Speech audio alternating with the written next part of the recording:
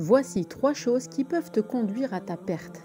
La première est le fait de maudire son frère ou sa sœur en islam sans raison valable, car notre prophète Mohammed a dit « Ne vous maudissez pas en appelant sur les gens la malédiction d'Allah ou son courroux, ou bien en leur souhaitant l'enfer. » Le prophète a également dit dans un autre hadith « Si elle mérite cette malédiction, donc la personne en question, celle-ci s'applique à elle, sinon elle retombe sur celui qui l'a lancée. » Ainsi, maudire une personne ou une chose qui ne le mérite pas de la miséricorde d'Allah Azzawajal n'est pas sans conséquence, car cela peut se retourner contre celui qui maudit.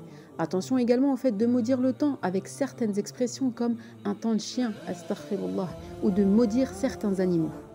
La deuxième chose interdite est l'indécence. Le prophète a dit « Le pire des hommes est celui que les gens ignorent ou quittent pour éviter son indécence ». Le prophète a mis en garde contre ce genre de comportement dans plusieurs hadiths. C'est également le cas dans le Coran où Allah Azzawajal met en garde contre ce genre de péché. L'indécence englobe le mauvais comportement comme la vulgarité, le fait d'insulter les gens et de manquer de pudeur.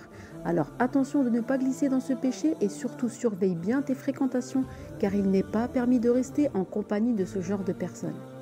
La troisième chose qui est souvent négligée et qui pourtant est grave est le fait de s'éviter entre musulmans.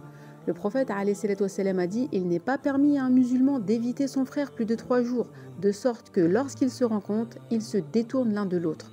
Et le meilleur des deux est celui qui salue l'autre en premier. » En cas de conflit, le minimum est de se passer le salam. Allah subhanahu wa ta'ala, par sa miséricorde, a permis une durée de 3 jours afin que les personnes s'apaisent. Ensuite, il faut savoir faire preuve d'intelligence et de bon comportement.